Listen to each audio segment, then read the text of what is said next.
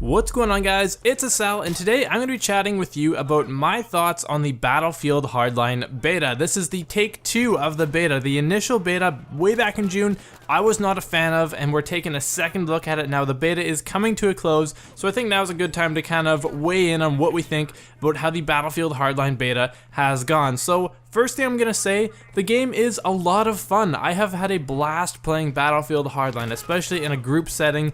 Game modes like Hotwire are just a blast to play, but even in the solo setting as well, I was finding that I was having a lot more fun in Battlefield Hardline than I have been in Battlefield 4 in recent months. That may be just because it's a new game, but I was finding that the fun factor was definitely there, and I really appreciate that because I think a lot of the time, game developers kind of take their games a little too seriously, and they forget that gamers are here to have fun, so I really appreciate that aspect of Battlefield Hardline. Now, Hardline runs on the same engine as Battlefield 4, so it definitely has a very similar feel to Battlefield 4, but at the same time it retains its own uniqueness through a few ways. I really enjoy how the gunplay is different. The weapons do a little more damage than they do in Battlefield 4, though they also have a little more vertical recoil, so that means faster kill times, but a higher skill gap when it comes to managing your recoil, and I really like that. I like that we can have higher reward for being able to manage our recoil, so it's nice that this overall speed is increased as well, because I really do enjoy the faster paced game as well. Now,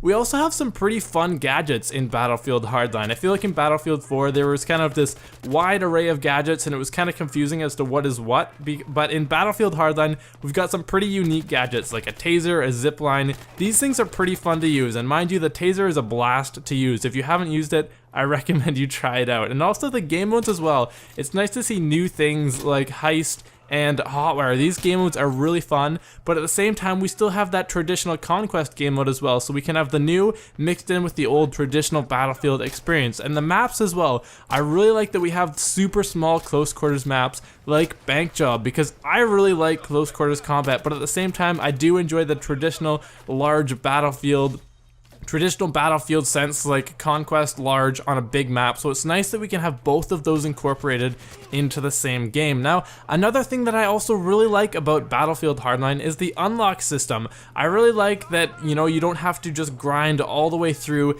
to the last weapon to unlock it. How it works is you earn points, you get cash, and you can buy the weapons that you want to unlock. You don't need to buy them in any sort of order. You can just buy exactly what you want. The same works for attachments. You don't need to grind out for the last attachment. If you have the money, you can just go straight ahead and buy that, and I really like that. It takes away from the grind of the game, and you can much more easily unlock the weapons that you want to unlock. Now, another thing about the Battlefield Hardline beta is that launch has been really smooth, which is, it's good news if you played Battlefield 4 beta or just Battlefield 4 in general. You know that there were a lot of problems with those games, and the developers spent a lot of time fixing the game when they could be improving and expanding on what's already there. So that's good news for Hardline, that we won't have to have just literally years spent on the game just trying to fix what's broken. Now, it's nice that they'll be able to, you know, look at the game and look ahead into the future and say, okay, what can we change, what can we add, and then they can dedicate their time to those things. So that's good for the life cycle of the game. Now,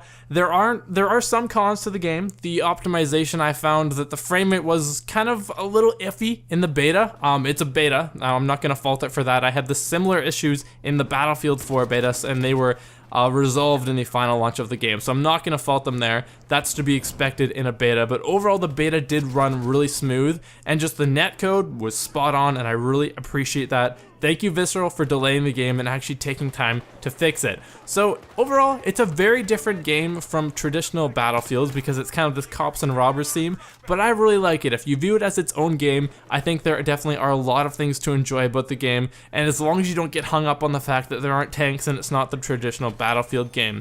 So general consensus for me, I think it's a lot of fun. Should you take my word for it? No, absolutely not. You should play the game. It's in open beta right now for one more day. You should play the game, develop your own opinion on it, and then decide. Don't take anyone's word for this. Don't take reviews. Don't let anyone tell you what to do, essentially, is what I'm trying to say. Make your own opinion. If you like the game, go ahead and buy it. If not, give it a pass, keep playing Battlefield 4. So guys, if you've enjoyed this video, please do hit that like button, and I would like to know in a comment what you think about Battlefield Hardline. Is it a good game? Is it a bad game? Will you be buying it? I'm curious to know. I'd love to chat with you guys in the comment section down below. So guys, that's all I have to say. This has been Asal, and I will see you guys next time.